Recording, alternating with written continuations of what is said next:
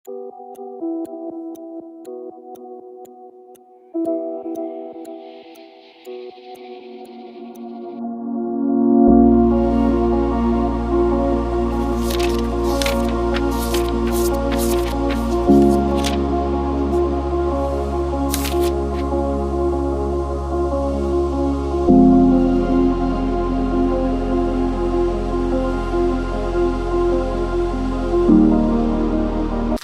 datang di Kota Lama, Surabaya, kawasan bersejarah yang menyimpan jejak penting dari masa lalu.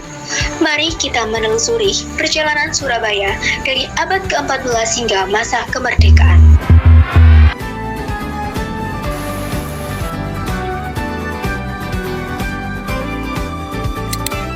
Nama Surabaya pertama kali disebut dalam prasasti Canggu pada tahun 1358. Berasal dari kata Jawa kuno yang berarti berani melawan bahaya. Simbol ikan hiu dan buaya muncul jauh setelahnya dalam cerita rakyat abad ke-19. Pada tahun 1614, Kerajaan Mataram menyerang Surabaya namun gagal.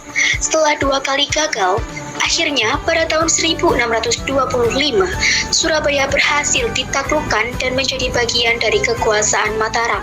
Tahun 1743, Raja Mataram menyerahkan Surabaya kepada VOC sebagai imbalan bantuan menangkap Trunojoyo.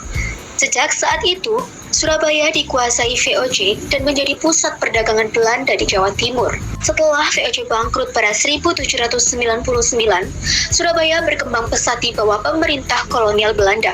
Pabrik senjata, industri, dan perusahaan dagang mulai berdiri.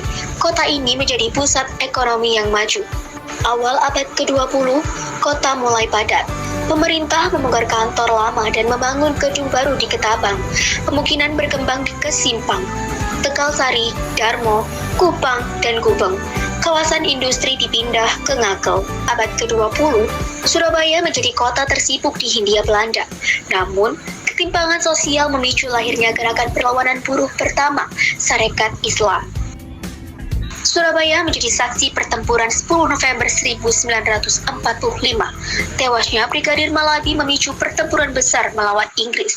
Inilah dasar peringatan Hari Pahlawan setiap 10 November. Surabaya pun dikenal sebagai Kota Pahlawan. Kawasan Kota Lama Surabaya mencakup jalan-jalan bersejarah yang menjadi pusat budaya dan perjuangan. Bangunan-bangunan kunonya mencerminkan perjalanan panjang dari kota masa kolonial hingga kemerdekaan. Tidak sampai sini tentunya cerita kami berhenti. Saat menjelajah Kota Lama Surabaya, kami menemukan Gedung Singa.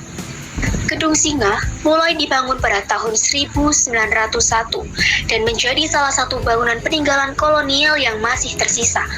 Beberapa kali berganti nama dan fungsi. Gedung Singa dulunya adalah kantor perusahaan umum asuransi jiwa dan tunjungan hari tua, sekaligus merupakan kantor perusahaan asuransi jiwa terbesar di Hindia Belanda. Gedung Singa semula didesain oleh arsitek Marius J. Hulswith, namun proposal desainnya ditolak. Kemudian, arsitek lain bernama Hendrik Bertus Berlich ditunjuk sebagai perancangnya. Berlich merupakan arsitek kelas dunia yang karyanya sangat dikagumi saat itu. Bahkan, beberapa bangunannya masih kokoh berdiri hingga saat ini dan terus dikagumi banyak orang, termasuk oleh arsitek masa kini. Penyebutan Gedung Singa itu sendiri berasal dari 2 patung singa bersayap di bagian depannya yang menjadi ciri khasnya. Tak jauh dari sana, kami tiba di Jembatan Merah. Disinilah arek-arek Surabaya bertempur melawan tentara sekutu.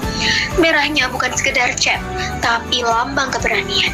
2 tempat, 2 cerita, tapi satu semangat. Surabaya yang tak pernah menyerah.